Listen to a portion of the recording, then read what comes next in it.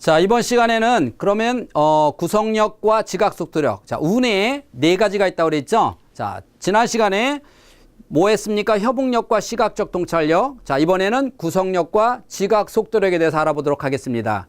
자, 그럼 구성력이라고 하는 건 과연 우리가 살아가면서 어떤 역할을 하는 뇌인지 한번 보도록 하겠습니다. 이것도 역시 마찬가지로 심리와 기능으로 나눠보도록 하겠습니다. 자, 먼저 심리로 보도록 하겠습니다. PQ라고 하는 건데요. 열정지수. 우리가 스스로 무엇이든지 하고자 하는 열정. 7전 8기. 안 되면 끝까지 도전하는 이 마음. 이게 바로 구성력에 가장 중요하다고 할 수 있겠습니다. 두 번째는 남을 배려하는 마음도 바로 이 구성력에 있습니다. 세 번째는 부정적 트라우마도 이 구성력 안에 들어 있습니다. 네 번째는 우리가 살아가면서 상당히 중요하죠. 자존감. 이 자존감도 바로 구성력의 심리의 일부분으로 볼 수 있겠습니다. 그러면 자, 구성력의 정의 중에서 기능을 한번 보도록 하겠습니다. 기능은 우리가 인장근육 뭔지 아십니까? 손바닥 근육이라고 그러죠. 자, 그러면 어린아이가 하나 있어요. 어머니가 어려서부터 얘를 한 어머니가 케어를 하는데 보세요. 한 아이는 색종이를 갖고 와서 엄마 바지 저고리 어떻게 접어요? 라고 말을 했다고 가정해 볼게요. A라는 어머니는 자, 이리 와. 엄마가 만들어줄게. 이렇게 만들어줬어요. 아, 멋있다. B라는 어머니는 자, 네가 반 접어봐. 반 접어봐. 반 접어봐. 자, 이렇게 가르쳤어요. 그 다음날 또 아이가 왔어요. 엄마, 종이약을 어떻게 만듭니까? 라고 했을 때 A라는 엄마는 이리 줘봐. 엄마가 만들어줄게. 엄마가 만들어줬어요. B라는 아이는 반 접어봐. 이렇게 만들었어요. 얘는 두 가지 다 갖고 애들한테는 야, 이거 내가 만들었다라고 가지만 이렇게 만들어준 아이는 엄마가 계속 만들어준 어느 날 엄마 학 접어놔. 이렇게 얘기를 하겠죠. 그러나 B, 자기가 반 접어 가르친 아이들은 끝까지 자기가 될 때까지 하는 열정이 생기겠죠. 이렇게 그걸 끝까지 만드는 그 작업이 뭐냐. 우리 뇌에서 손은 전체 뇌에서 나오는 세포 중에서 시신경 중에서 30% 정확히 32% 정도가 이 손에 달려 있습니다. 이 손이 인장근육이 얼마나 잘 만들어져 있느냐. 그래서 이 손동작이 얼마나 좋느냐. 그게 바로 기능입니다. 그걸 우리가 첫 번째 인장근육. 그래서 인장근육이 발달애들은 어떤 기능이 있을까요? 당연히 정교한 그림, 정교한 만들기 이런 때 소질이 있겠죠. 그래서 만드는데 창의적인 생각과 함께 만드는 이런 것들이 있습니다. 그래서 창의적인 발상을 현실로 옮길 수 있는 이런 거죠. 예를 들어서 얘가 무엇인가 새로운 걸 창출할 수 있는 일단 기능적 힘이 없으면 아무리 좋은 아이디어가 있어도 그것을 정리가 안 되겠죠. 만들 수도 없고 글로도 정리가 안 되겠죠. 그런데 기본으로 이 머릿속에 있는 창의적인 발상을 바깥에서 다른 사람에게 보여줄 수 있는 만들 수 있는 기능적인 힘이 있다. 이게 구성력의 정의입니다. 아주 중요하죠. 많은 사람은 번뜩이는 아이디어는 있는데 그냥 소실되고 마르는 경우가 얼마나 많습니까? 자, 바로 창의적인 발상을 현실로 옮길 수 있는 기능입니다. 이게 바로 구성력입니다. 자, 그러면 구성력의 훈련 방법은 어떤 것들이 있는지 한번 보겠습니다. 자, 창의적으로 생각해서 그려보기. 생각해서 그리기예요. 그 생각해서 그리기 위해서는 도우미가 반드시 필요합니다. 자, 그러면 여러분도 한번 잘 생각해 보세요. 자, 우산이 하나 있습니다. 자, 이 우산은 어디에 사용하는 우산인가요? 자, 그림으로 그려보세요입니다. 자, 그런데 조건이 있어요. 자, 이 우산에 창의적으로 그릴 수 있도록 여기다가 힘을 써줘야 됩니다. 다시 말해서 이 우산은 예를 들어서 비 올 때만 쓰는 것이 아니라 또 다른 활용으로도 10가지 정도를 쓸 수 있다. 예를 들어서 학교 갈 때도 써야 돼. 비가 오든 안 오든 이게 꼭 필요해. 학교를 지각했을 때도 필요해.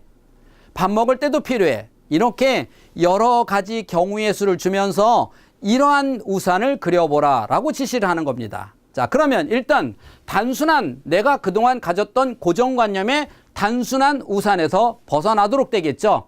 왜? 그렇게 돼야 되니까 그래야 되죠. 이렇게 고정관념에서 벗어나는 것, 예를 들어서 뇌는 그게 뇌발달입니다. 치매 훈련에도 보면 이런 게 있죠. 매일같이 가던 마켓을 다른 데로 바꿔가는 것이요. 내가 다니던 그 길을 새로운 길로 가는 것이요. 자, 이게 뭡니까? 내가 가지고 있는 고정관념을 버리고 적당히 그렇게 된다는 건 스트레스죠. 적당히 다른 쪽으로 푸시해서 밀어내는 이게 바로 뇌발달, 즉 치매 예방에도 좋습니다. 치매 예방에 좋다는 뭡니까? 뇌가 그만큼 발달된다는 거예요. 그럼 아이들도 마찬가지죠. 뇌가 좋아지기 위해서는 고정관념, 주입식에서 벗어라. 그게 바로 창의성 훈련하는 이유죠. 그러면 이렇게 했을 때 아이가 뇌발달에 도움이 된다는 겁니다. 그러나 고지식하고 단순한 거는 절대 뇌발달에 도움을 줄 수 없다는 겁니다. 단순히 외워서 일정 점수의 점수를 올리는 데는 도움이 되지 모르나 일상을 살아가면서 창의적인 사고로 생각하고 행동하고 인간관계를 맺는 데는 그게 도움이 되지 않는다는 겁니다. 그러면 운에는 창의성이에요. 여러 가지 각도에서 봅니다. 자, 여러 가지 각도에서 생각하게 한 후 이것을 그림으로 그려보게 하고 그 그림에 의해서 무슨 그림인지 다시 한번 들어주는 이런 교육 방법입니다. 자, 그 다음 한 번 더 보도록 하겠습니다. 창의적 생각을 그림으로 표현하는데 하나만 더 보도록 하겠습니다. 자, 이거 하나만 있으면, 이제 얘를 여기 준 거예요. 이거 하나만 있으면 우리 식구들이 1년 동안 먹을 수 있는 거예요. 과연 이게 무엇일까요? 자, 아이들이 생각을 하도록 유도를 해줍니다. 그런데 너무 맛있어요. 매일매일 먹어도 또 먹고 싶어지는 겁니다. 그런데 이거는 아무데나 있는 게 아니에요. 지구에 하나밖에 없어요. 지구에서 구할 수 없는 외계인 친구한테 내가 선물을 받았어요. 자, 이게 뭘까요? 자, 이걸 한번 그려보도록 합니다. 그래서 아이들이 그냥 백지에 아무것도 없는 백지에 그려보도록 하는 것도 좋고요. 아니면 연령이나 그죠? 나이에 따라서 미술의 수준에 따라서 이렇게 주는 것도 좋겠죠. 그래서 아이들이 자, 그러면 여기 한번 그려봐라 라고 줄 수가 있겠죠. 그러면 흔히 역을 창의적인 생각으로 그림을 표현해야 되는데 그림을 표현하기 위해서는 먼저 들었던 바로 그러한 것들을 표현하기 위해서는 아이 뇌가 상당히 복잡해질 겁니다. 그러한 것들이 다 들어가기 위해서는 맛도 들어가야 되죠. 또 먹어도 계속 먹을 수 있다는 전제 아닙니까? 또 지구에 없는 거겠죠. 이렇게 여러 가지를 이 안에 집어넣다 보니까 비록 하나지만 아이는 여러 가지 각도에서 생각하지 않으면 이 그림을 완성할 수가 없습니다. 그래서 좌뇌적이고 고지식한 애는 많이 생각을 하지만 큰 변화를 못 줘요. 그러나 이것은 시작입니다. 이걸 하나, 둘, 셋, 넷 자꾸 시간을 많이 주다 보면 결국 이 고지식한 아이도 여러 가지 각도에서 바라보는 창의적 사고의 힘이 만들어질 것입니다. 자, 그 다음 지각 속도력이라는 게 있는데 과연 우리 뇌 중에서 지각 속도력은 어떤 역할을 담당하는 뇌인가 한번 보도록 하겠습니다. 역시 신흥과 심리와 기능으로 나눠봤습니다. 자, 그러면 심리는 놀이에 대한 자신감을 심어주는 겁니다. 바깥놀이, 자, 어떤 기구나 놀이 이런 놀이입니다. 자, 그러면 놀이기구에 대한 자신감을 심어줍니다. 놀이기구의 응용력을 심어줍니다. 잘 들어보시면 놀이가 있는데 어떤 아이는 그네는 그네로만 사용하지만 그네를 가지고 여러 가지로 응용해서 노는 아이들이 있죠. 바로 그런 걸 원하는 겁니다. 자, 우리 아이가 시소는 시소 하나만 갖고 사용하는 것이 아니라 시소를 가지고도 다양한 놀이로 응용할 수가 있습니다. 그런 응용력을 잘 갈 수 있는 마음, 심리적인 요인을 말하는 겁니다. 그럼 기능적인 요인은 어떤 것들이 있는지 한번 보도록 하겠습니다. 자, 놀이기구를 잘 다루는 훈련을 시켜야 되겠죠. 그래서 이걸 가지고 자, 또 무엇을 하면 좋을까라고 계속해서 생각의 방향을 고지식한 애는 스스로 생각의 방향을 틀을 수가 없습니다. 그래서 고지식하다는 겁니다. 그러면 이쪽으로 바라보는 시각을 이만큼 담겨주는 것이 바로 이게 도우미 역할입니다. 이게 바로 교사의 역할입니다. 이게 부모의 역할입니다. 비록 아이가 지금까지 이쪽으로만 바라보는 고지식한 아이다 할지언정 점점점 새로운 각도에서 바라볼 수 있는 힘을 넓혀주면 뇌는 그쪽의 뇌가 3개월이면 발달이 되기 때문에 그래서 아이에게 놀이기구를 여러 가지 각도에서 다루는 훈련입니다. 교육이 아니라 훈련입니다.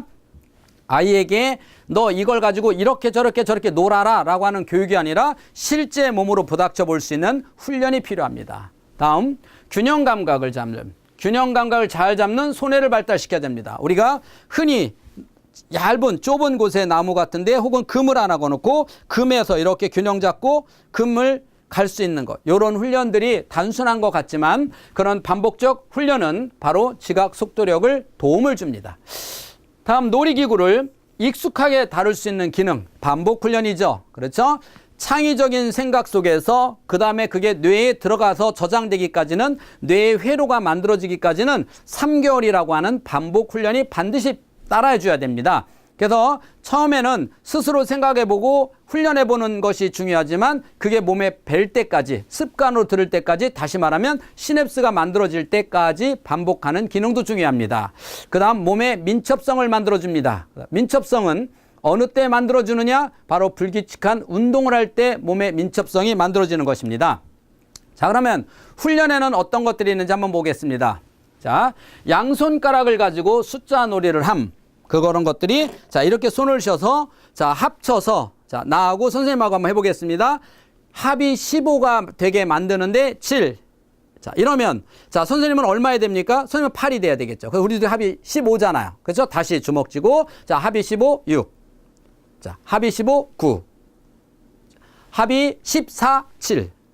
합이 13, 6. 자, 이런 식으로 눈으로 보고 머리로 생각해서 빨리빨리 인지하는 힘. 이게 뇌에서 지각 속도력에 도움을 줍니다. 두 번째, 바둑돌을 가지고 숫자 놀이를 한다. 이게 무슨 말이냐면 나는 말로 하고 아이는 손으로 합니다. 근데 손만 하는 것이 아니라 머리와 손을 같이 쓰는 거죠. 머리와 손끝을 같이 쓰는데, 예를 들어서 4 더하기 네모는 15. 자, 이렇게 얘기했어요. 4 더하기 네모는 15. 혹은 15 빼기 네모는 4. 이런 식으로 주면 아이는 4 더하기 네모는 15라고 했을 때 11라고 하는 숫자를 머리로 생각하면 빠르게 바둑돌 4개, 바둑돌 11, 바둑돌 15개를 머리와 손끝을 빨리빨리 쓰는 훈련. 이 훈련이 바로 불규칙한 운동으로서 뇌와 손을 같이 쓰는 이 훈련이 지각 속도력에 도움을 줍니다. 그 다음 불규칙한 운동이 뭐가 있을까요? 규칙적인 운동은 공식이 있죠. 자, 배영은 이렇게, 자유형은 이렇게. 이건 공식이에요. 그러나 공 있죠? 공을 가지고 노는 놀이는 대부분 불규칙합니다. 배드민턴. 자, 우리가 배드민턴을 보면 그 공이 어디로 날아올지 모르잖아요. 그렇죠? 축구. 이 공이 어디로 나올지 모르죠? 이렇게 불규칙한 운동이 지각 속도력에 도움을 줍니다. 그리고 놀을 땐 놀고 앉을 때는 반듯한 자세로, 그래서 바른 자세로 앉아서 책을 읽거나 혹은 글씨 쓰거나 책 읽어주는 걸 듣는 훈련. 이 훈련을 반복했을 때 바로 지각 속도력이라는 겁니다. 그러면 이 지각 속도력이 약한 아이들이 현재 나타나는 가장 큰 현상은 뭐냐? 한마디로 말하면 세워라 내워라입니다. 밥 먹을 때 세워라 내워라, 일상생활에 세워라 내워라, 속 터지죠. 자, 수업 시간에서 점심시간이 있어요. 그 아이를 배식을 1번으로 해줬는데 배식을 마지막으로 안에 다 먹었는데 아직도 먹고 있는 애. 자, 이렇게 준비 동작이 느린 아이들은 지각 속도력이 다른 뇌에 비해서 선호도가 떨어지는 아이들의 특징입니다. 자, 이렇게 운에는 이 네 가지가 함께 어우러져서 우리가 생각하고 말하고 행동하는 걸 조절합니다. 그런데 가장 좋은 건 어떤 것이냐? 자, 운에서 성격의 3요소를 보면, 자, 먼저 MQ라고 하는 마음이 있죠. PQ 열정이 있죠. 그 다음에 CQ 카리스마가 있죠. 자, 이 세 가지를 합쳐놓으면 성격 그럽니다. 자, 지각 속도력이 또 있지만 이게 어떻게 됐을 때 가장 유기적 관계, 즉 높은 시너지 효과를 볼 수 있냐면 이 꼴일 때입니다. 어느 하나가 높고 낮을 때가 아니라 나란할 때 이 아이의 가장 좋은 성품 지수가 높다라고 얘기합니다. 성격이라고 하는 거는 격은 낮을 수도 있어요. 성격이 못 될 수도 있고 높을, 성격이 좋다 나쁘다도 있지만 여기서 나타나는 성품의 높음을 성품이라고 했을 때 성품의 지수는 바로 이꼬로 됩니다. 예를 들면 리더는 하고 싶은데 애들이 안 따라줘요. 그럼 스트레스 받죠. 막 이런 겁니다. 그러나 나란했을 때, 높을 때가 아니라 낮을 때가 아니라 나란할 때 바로 이때 가장 높은 시너지가 나오더라. 이게 두뇌 선호도라는 겁니다. 그래서 운에는 이 네 가지가 있는데 그 네 가지가 가장 좋게 시너지 효과를 나오려면 나란할 때입니다.